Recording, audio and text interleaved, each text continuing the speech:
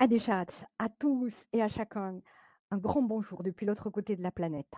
Je regrette bien fort de ne pas être parmi vous, mais les kilomètres, l'empreinte carbone que cela implique et mon service d'enseignement a assuré le rendre peu raisonnable. Je remercie vivement monsieur le maire de Samatan et les organisateurs de ce colloque de m'y avoir convié. Marie-Thérèse, Bonaël, Mathilde, j'ai eu grand plaisir à travailler avec vous. En saluant tout particulièrement Madame et Monsieur de Castelbajac, je veux aussi exprimer mes regrets aux autres intervenants de ne pouvoir en personne et en direct leur dire et leur faire mes amitiés.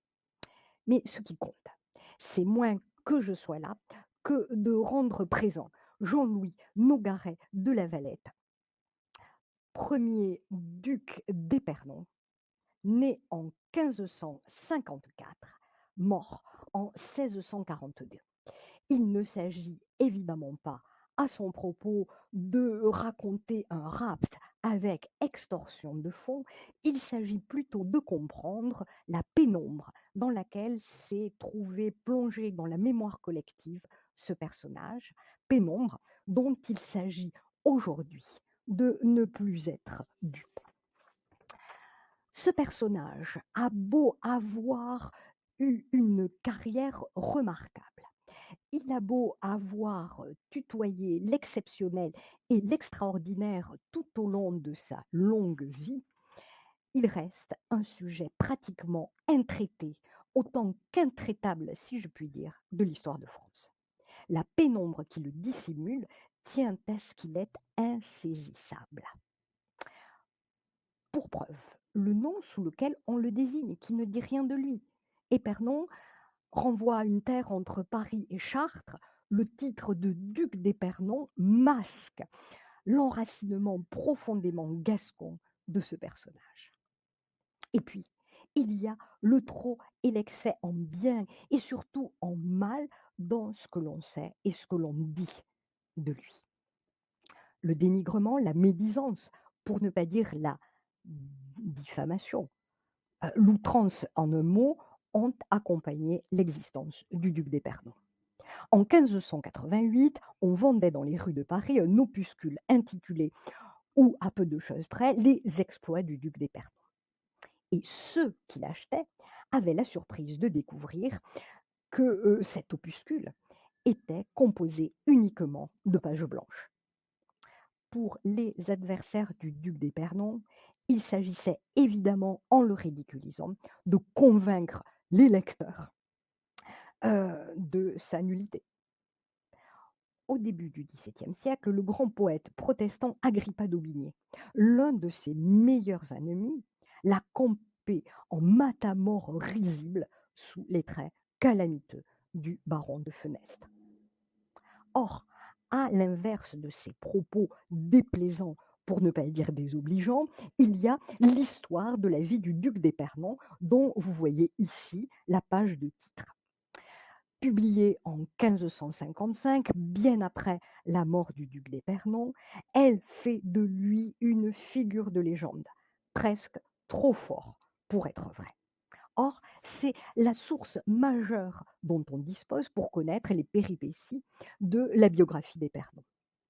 C'est l'œuvre de Guillaume Girard qui explique avoir recueilli les souvenirs du vieux duc dont il était le secrétaire. Souvenirs dont on peut penser que le vieil homme peut-être les a un peu enjolivés. Surtout, ce livre qui connaît un succès certain jusqu'à la fin du XVIIIe siècle, heu, voit son succès ou tient son succès du fait qu'il parle de l'époque baroque et échevelée, celle du duc d'Épernon, celle du temps du premier duc d'Épernon. Époque baroque et échevelée que le grand siècle de Louis XIV, classique et absolutiste, condamnait définitivement à disparaître. Et l'excentricité du duc d'Épernon, hem, qui, était, mise en avant par cet ouvrage, évidemment, séduisait les nostalgiques de cette époque bel et bien révolue. L'existence d'Épernon, pourtant, ne saurait relever de la gasconnade. Je l'affirme avec force et j'appelle à la barre pour le confirmer un bon juge en la matière, en la personne de Louis de Rouvroy, duc de Saint-Simon, contemporain de la fin du règne de Louis XIV, auteur des fameux mémoires, mais surtout, fin connaisseur de l'histoire et du monde du pouvoir. Il dit d'Épernon et de sa vie qu'ils sont à la fois épouvantables et prodigieux. On ne saurait mieux dire. Et c'est avec ces 2 adjectifs à l'esprit que l'on peut retracer en 4 étapes ce qui légitime leur emploi quant au duc d'Épernon. Épernon, la première étape de son existence, a consisté pour lui à devenir.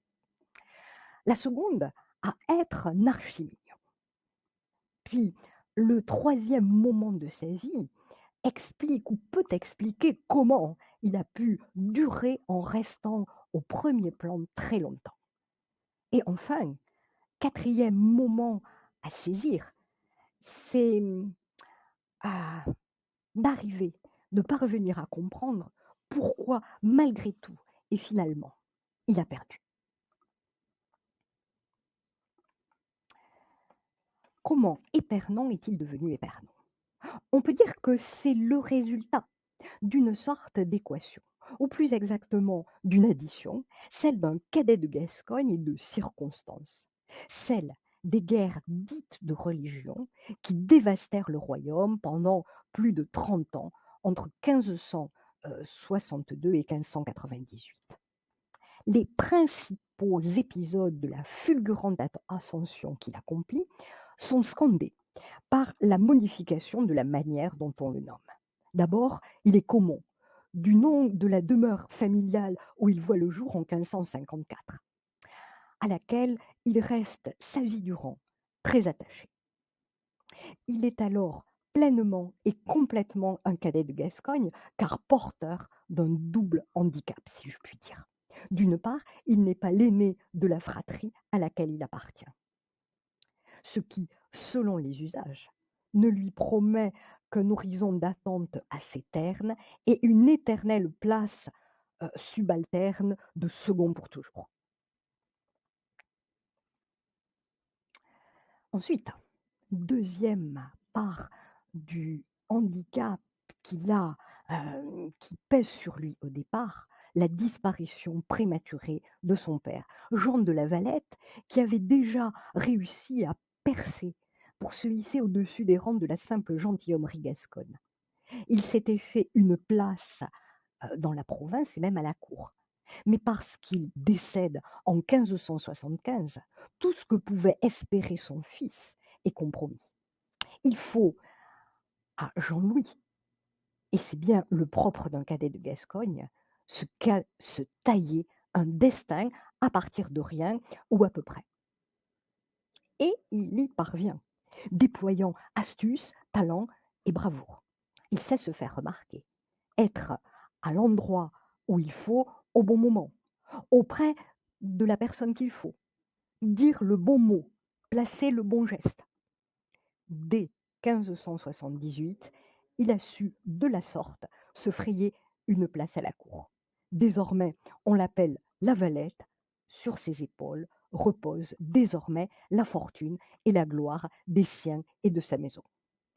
Mais le summum est atteint lorsqu'en 1581, en devenant Épernon, le petit cadet de Gascogne qu'il était au départ se trouve propulsé au plus haut rang de la noblesse du royaume. Peu importe le nom et la localisation de la terre qui en est le support, il est fait duc et pair à l'instar des lignages les plus prestigieux et des familles les plus anciennes. Seuls les princes du sang dans le royaume de France sont au-dessus de lui. Cela ne saurait être sans la volonté du roi. Et donc, cela n'aurait pu être sans la rencontre décisive que fit notre personnage avec Henri, duc d'Anjou, troisième fils d'Henri II et de Catherine de Médicis, devenu Henri III en 1574. Henri est un grand intellectuel qui monte sur le trône 2 ans après le massacre de la Saint-Barthélemy.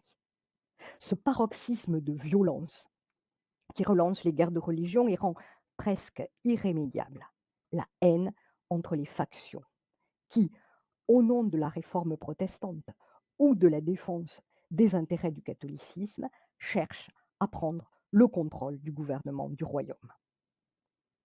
Face à cette crise majeure, Henri III a pour but de rétablir une stabilité en sauvegardant, en défendant, en renforçant l'autorité royale.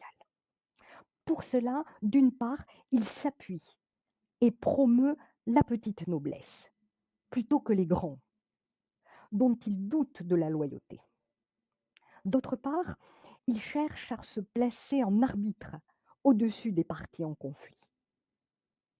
Pour réaliser ses objectifs, Henri III a autant besoin d'Épernon qu'Épernon a besoin de lui pour arriver. C'est dans ces circonstances qu'Épernon devient l'archi-mignon d'Henri III. Tout de suite, il faut dissiper l'équivoque. Au XVIe siècle, le terme mignon ne renvoie ni à l'esthétique, ni à un certain comportement. Le terme mignon renvoie au service d'ordre, à l'équipe de sécurité, si on peut dire, caractérisée par une indéniable virilité brutale dont s'entourent les puissants et les souverains, a fortiori à l'époque moderne, où on a la dague facile. Pour parvenir au rang de mignon suprême auprès d'Henri III, Épernon est servi par l'élimination successive de ceux qui pourraient lui disputer la place, témoignant par là du caractère dangereux, extrêmement risqué, exposé du statut de mignon au XVIe siècle. Caylus, avec qui Comon Lavalette s'était lié à ses débuts à la cour, meurt ainsi à la suite d'un duel livré pour défendre la cause du roi contre les ultra-catholiques. Puis, c'est Anne de Joyeuse qui tombe lors de la bataille de Coutras contre le parti protestant en 1587. Pour l'individu tourmenté, pour le roi seul, qui est Henri III, à l'horizon de 1588, on peut dire qu'Épernon, qui n'est jamais meilleur que dans l'adversité, comme le lui dicte sa devise Ad Oersis Clarius Ardet, c'est au milieu, c'est au milieu des difficultés qu'il est au mieux de son éclat. Donc, alors qu'Épernon est brillant dans l'adversité, alors qu'il garde son sang-froid dans les pires circonstances, alors qu'il sait toujours dire et faire ce qu'il faut quand tout va mal, Henri III, disais-je, individu tourmenté, roi menacé pour Henri III, Épernon est indispensable. Il est indispensable, je le répète, à l'horizon 1588, personnellement et politiquement. En effet, Épernon, pour Henri III, est le rempart, d'abord et avant tout, contre les menées des frères Guise. Au centre de ce panneau qui les représente, vous reconnaissez le bel Henri, le balafré, le duc de Guise, chef de la maison et meneur de la Ligue ultra-catholique. Il a à sa droite son plus jeune frère, Charles de Mayenne, et à sa gauche, son autre frère, Louis, cardinal de Guise. Aujourd'hui, peu importe que la relation entre Henri III et Épernon ait eu, pour parler pudiquement, une dimension charnelle. Il n'est pas du tout évident que quelque chose de cet ordre ait effectivement existé entre eux. Ce qui compte, c'est qu'à la mesure des préjugés du XVIe siècle. À la mesure donc des préjugés du XVIe siècle, les partisans des Guises et de la Ligue ont stigmatisé, dénigré, diffamé, ridiculisé, les intéressés, Épernon et Henri III, en faisant, par les images, par le texte, circuler des propos donc, des propos extrêmement agressifs et insultants selon les normes du temps à leur encontre, par le biais des libelles qu'ils imprimaient, je le répète, diffusaient abondamment. Ce qui est sûr également, c'est qu'entre Henri III et Épernon existe une relation forte, vraie, mais aussi complexe. Si elle relève bel et bien de la passion, elle ne va pas sans tension. En témoigne la mission impossible confiée par le roi au poète pardon, Philippe des Portes, celle de dégasconiser Épernon. Il ne s'agit pas uniquement, heu, pour le poète de faire perdre à Épernon son accent, à l'oral comme à l'écrit.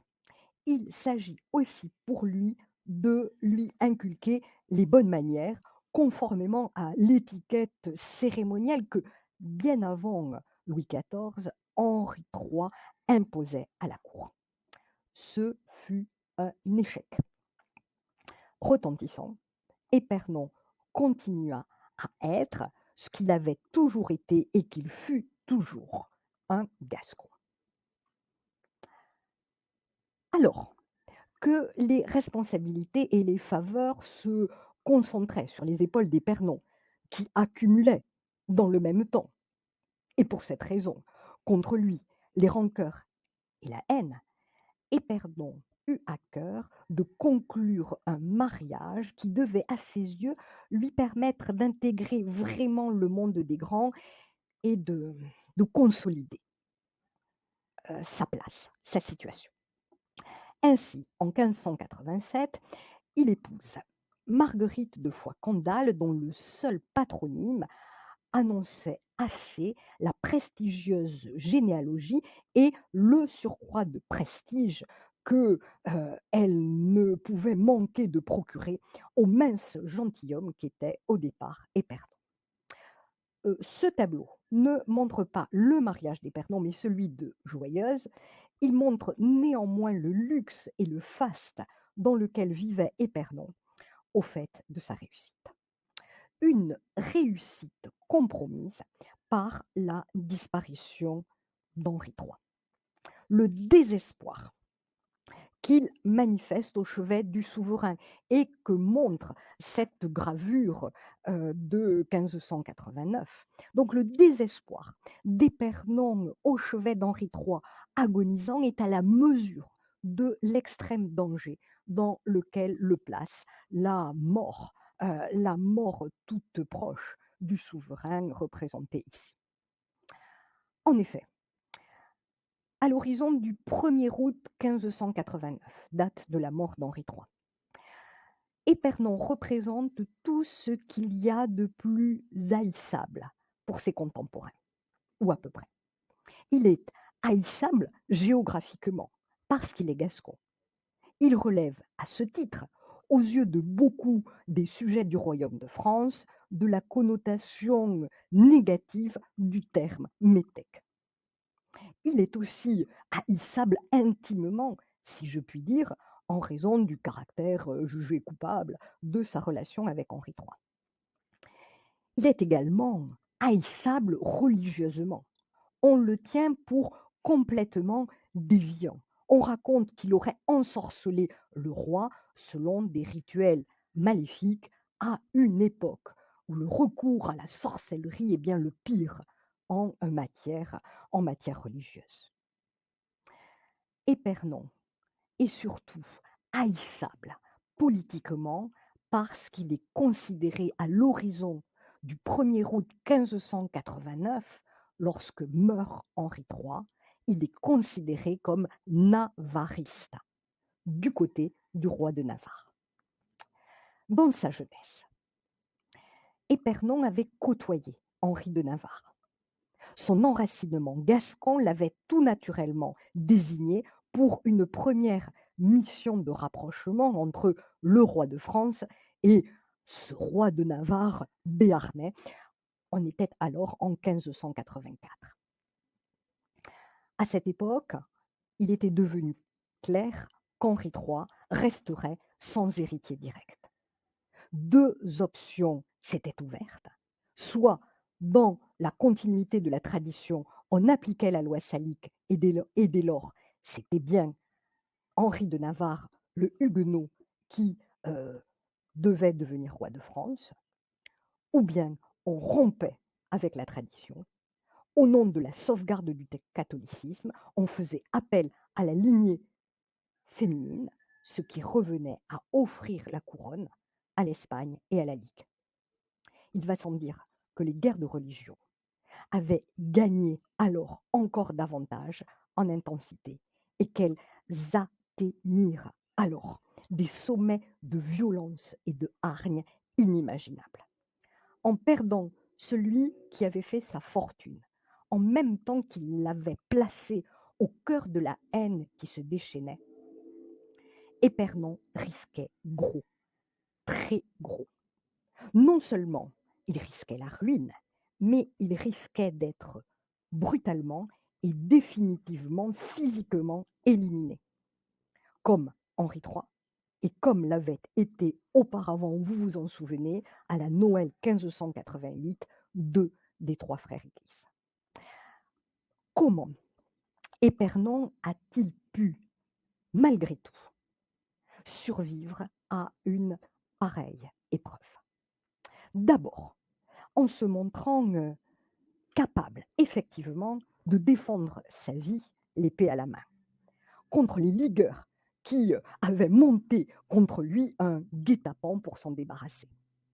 Non seulement il sauva sa peau en faisant une belle démonstration de courage et de détermination, mais par la même occasion, il fit la conquête, certainement, de son épouse, très réticente au mariage de raison qu'on lui avait imposé. Marguerite de Foix-Candale reconnut alors au plus noir de l'adversité qu'Épernon était de la trempe de ses glorieux ancêtres, Gaston Phébus, Gaston de Foix, et le captal de Buch, et qu'il était bien digne d'elle.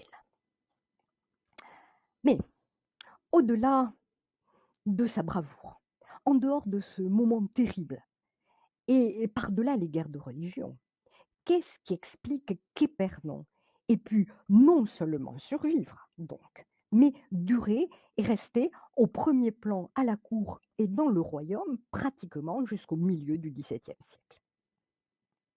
L'admirable portraitiste qu'est Dumontier l'a saisi, ou plutôt a saisi le regard d'un homme qui voit loin. C'est celui d'Épernon à coup sûr. La longueur de sa carrière ne tient pas seulement à la chance et à la combativité, mais aussi à la capacité qu'eut Épernon à donner de solides assises à sa force. Il a le contrôle de points clés du royaume. Je pense tout particulièrement au gouvernement de la place de Metz, euh, dont il arrive à rester maître, malgré le désordre et les troubles de la fin des guerres de religion. En fait, les plus importants de ces points clés, donc la Normandie, Boulogne, le gouvernement de Provence, hem, ne sont pas forcément les plus utiles. Par exemple, la petite place de Loches,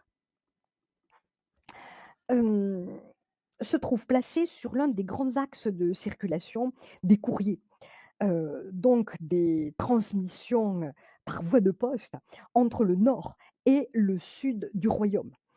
Heu et de ce fait, il est particulièrement intéressant d'y être installé. Épernon, de façon tout à fait illustrative de cela, en garde le gouvernement jusqu'à la fin de sa carrière et c'est d'ailleurs là qu'il finit ses jours.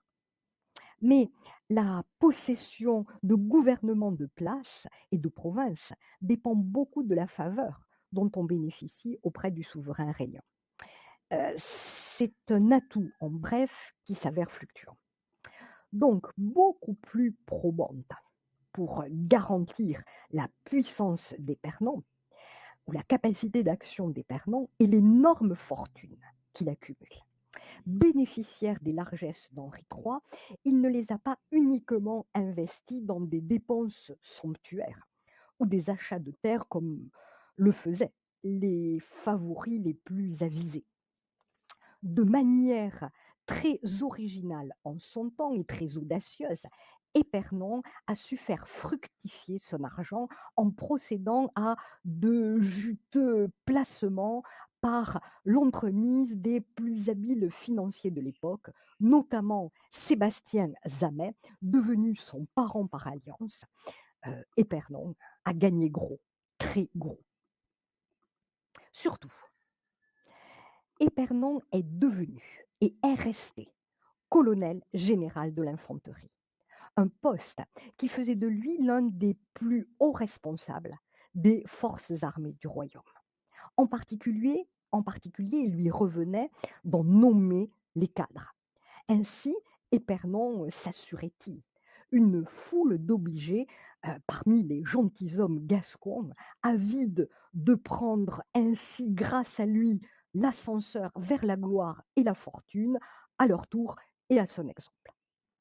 On raconte que lorsqu'Épernon se rendait au Louvre, depuis sa résidence parisienne, qui se situait rue de la Plâtrière, il se déplaçait entouré de petits nobles gascons qui étaient si nombreux que les premiers arrivaient au Louvre quand les derniers n'étaient pas partis de chez lui, formant, s'il faut le croire, une procession de près d'1 kilomètre dans les rues de Paris.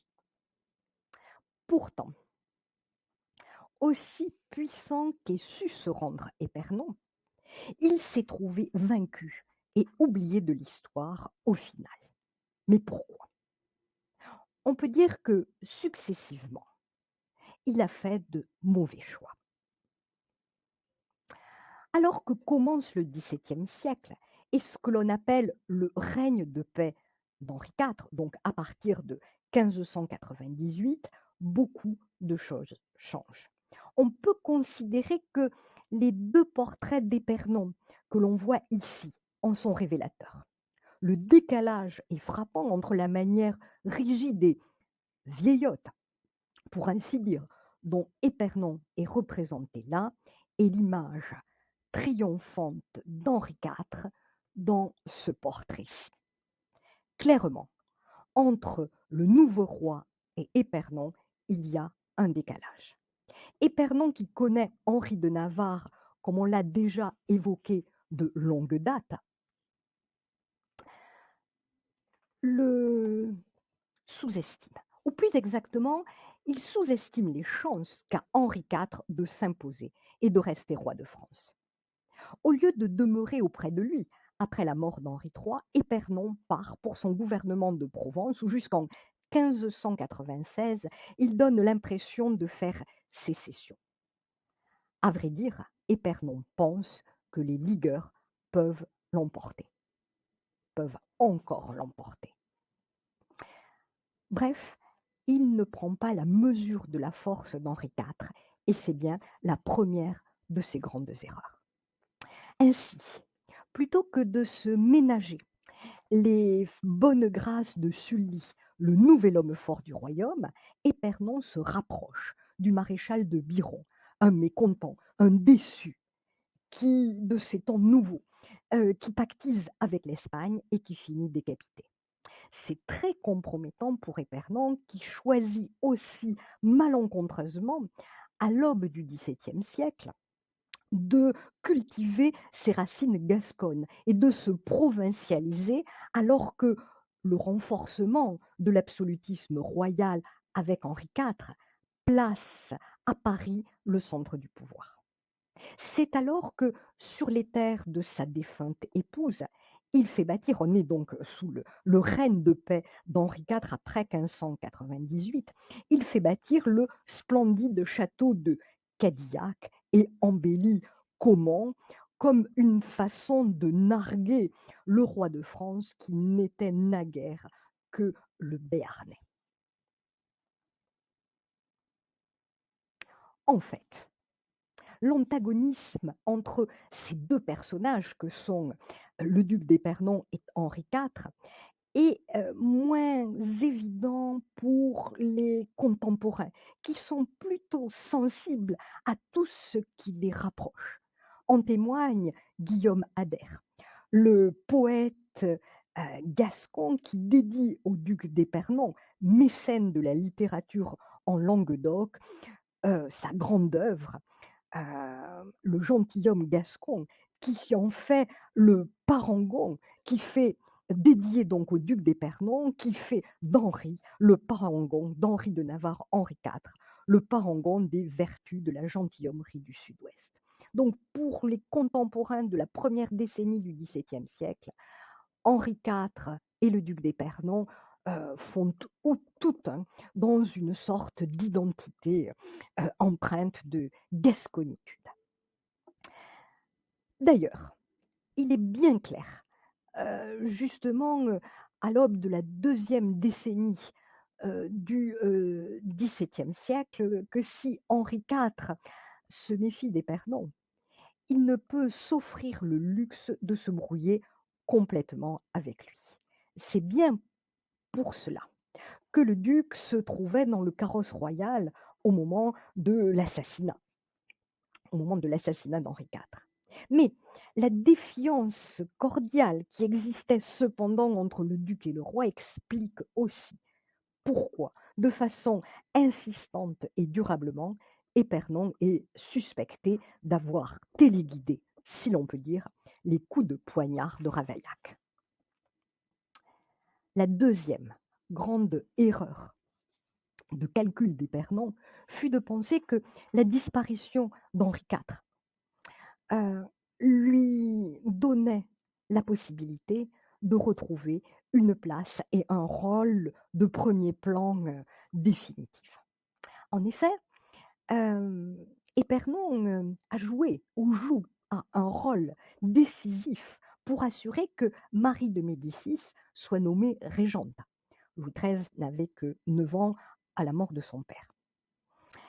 Mais il eut beau prendre le parti de cette dernière et continuer à l'adopter lorsqu'elle se brouilla avec Louis XIII, devenu adulte et jaloux de tenir seul les rênes du pouvoir, heu, il se trompait.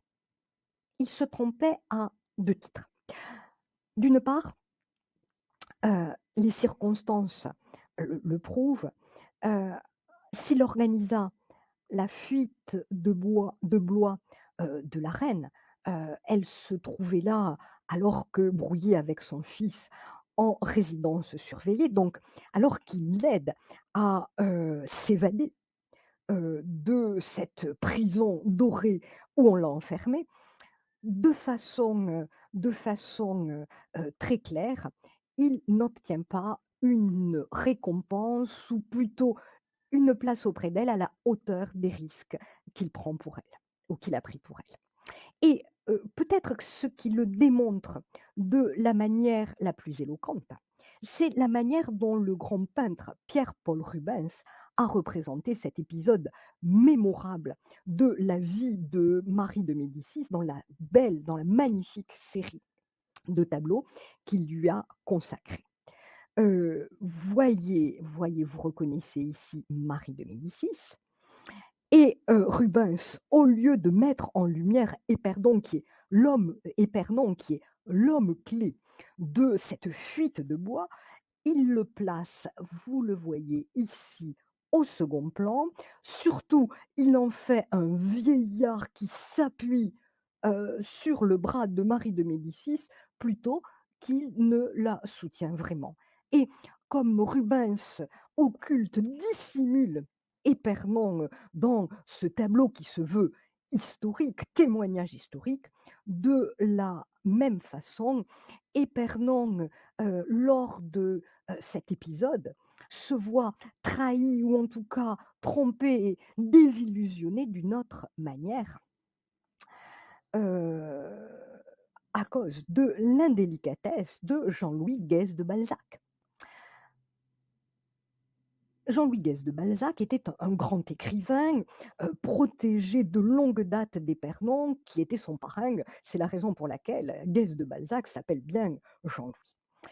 Le duc d'Épernon comptait sur la belle et la célèbre, et la fameuse plume de Jean-Louis Guez de Balzac pour écrire, de belles et convaincantes lettres et textes justificatifs dans qui devaient être imprimés et largement diffusés et mis en circulation pour convaincre l'opinion, eh bien, de la justesse, de la légitimité et en tout cas du beau rôle du duc dans, eh bien, sa prise de parti en faveur de la reine-mère et l'appui qu'il lui apportait, contre son fils.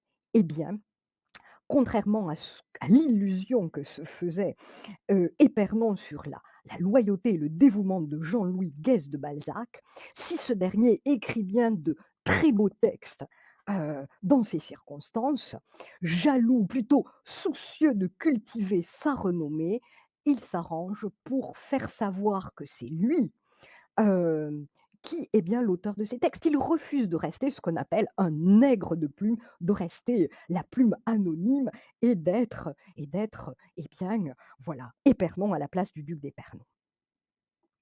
Heu, En tout cas, c'est bel et bien un autre fiasco en termes de communication, pour employer des termes d'aujourd'hui, pour le duc d'Épernon.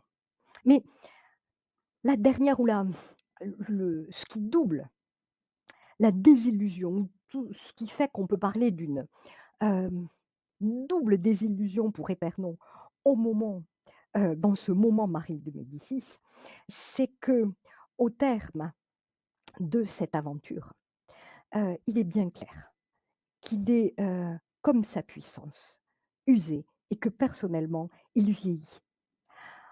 Le rapport de force change. Marie de Médicis lui a clairement préféré Concini.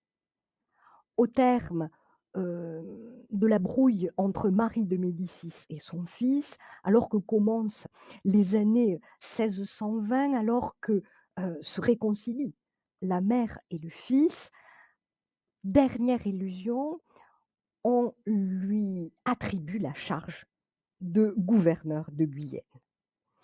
Il est alors à même de penser devenir de la sorte sur les terres où il est enraciné de longue date, une sorte de nouveau duc d'Aquitaine. Mais je le dis et je le répète, il s'illusionne sur le fait que, ou plutôt, il oublie que sa puissance est en train de s'user et qu'il vieillit comme le montre cette gravure. En fait, en 1622, s'il est nommé gouverneur de Guyenne, s'il peut se bercer d'illusions, le cœur même de son pouvoir d'influence est atteint, avec la création, cette même année 1622, de la Compagnie des mousquetaires du roi. Comme le laisse entrevoir le texte de Puységur, l'un des premiers mousquetaires, c'est le roi désormais qui prend en main la gentilhommerie et satisfait directement la gentilhommerie gascogne, d'abord et avant tout, et satisfait directement ses ambitions. Je le répète, au temps de Marie de Médicis, Concini avait pris le pas sur Épernon. Après la réconciliation de la mère et du fils, comme s'affirme le règne de Louis XIII, c'est Richelieu, et non pas Épernon, qui devient l'homme fort du royaume. Sur l'échiquier du pouvoir, Épernon est désormais marginalisé. Richelieu impose une pratique impitoyable du pouvoir, heu, au service d'un absolutisme royal grandissant, ou en tout cas d'un absolutisme royal qu'il veut irrésistible et auquel rien ne doit résister. Épernon est marginalisé du coup, je le répète, aussi bien sur l'échiquier du pouvoir que dans le sud-ouest même. Il est contraint par la couronne et par le cardinal ministre, compte tenu de cette orientation politique irrésistible, ou en tout cas qui se veut irrésistible et impitoyable dont je viens de parler, le duc d'Épernon est contraint de mener des opérations de répression féroces contre les protestants au cours du fameux siège de La Rochelle qu'évoque le tableau anachronique d'Henri Motte, anachronique mais bien saisissante d'Henri Motte. Il doit également, Épernon, mener, à l'instigation du cardinal ministre, une répression féroce contre les paysans révoltés par l'augmentation des impôts. Bref, son assise, ou plutôt son emprise locale, se trouve sérieusement fragilisée. Dans ces circonstances, alors qu'il cherche à se faire respecter, il a maille à partir.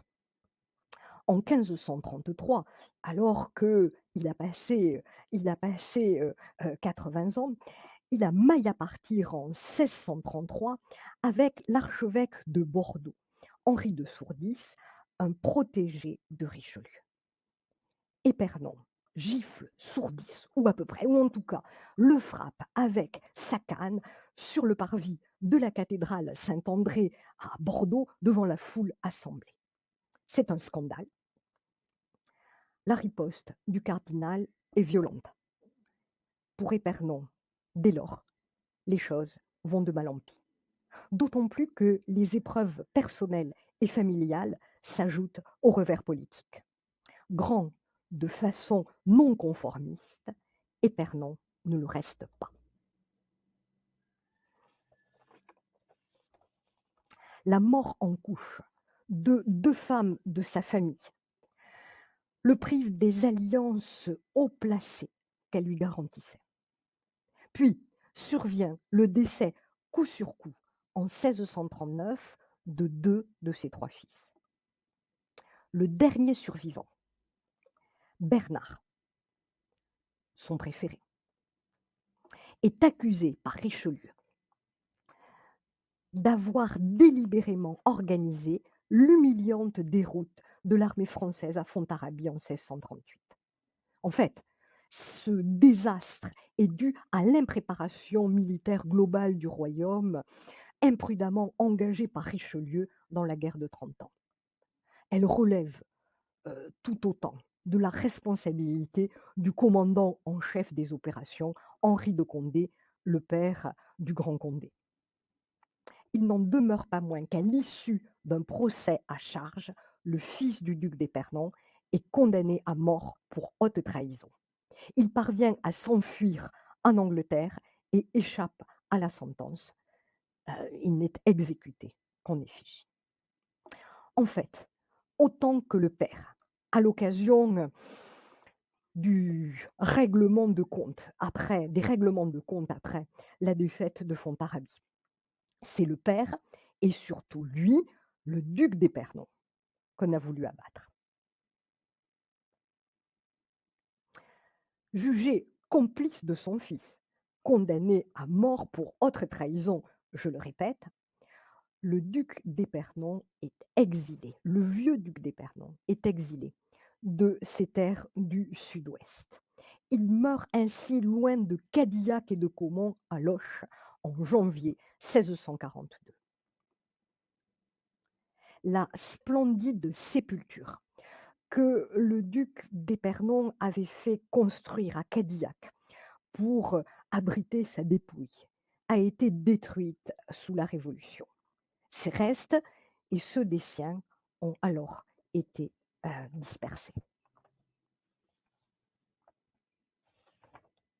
Ironiquement, pour l'oublier de l'histoire qu'est le duc d'Épernon, il ne reste de cet orgueilleux monument qu'une statue de la renommée, aujourd'hui conservée au musée du Louvre, que vous voyez ici et dont vous voyez l'emplacement dans le mausolée, du duc d'Épernon, aujourd'hui détruit et qui se trouvait dans le château de Cadillac. Est-ce pour autant la fin de l'histoire? Oublier Épernon l'est en fait d'une certaine histoire, ou plutôt d'une certaine vision du passé. Une vision du passé qui exalte les grands hommes et ne compte que les vainqueurs. Épernon, c'est clair, n'est ni vraiment l'un, ni vraiment l'autre, ni vraiment un grand homme, ni vraiment un vainqueur, c'est sûr. En fait, plutôt qu'être conforme à une certaine idée de l'histoire, il est plutôt à la mesure de notre temps, il est, je pense, à la mesure de notre présent. À la mesure de notre présent, je veux dire, il est profondément irritant, gravement exhibitionniste, terriblement compliqué et aussi absolument passionnant. Je suis sûre, comme moi, que vous en êtes convaincus.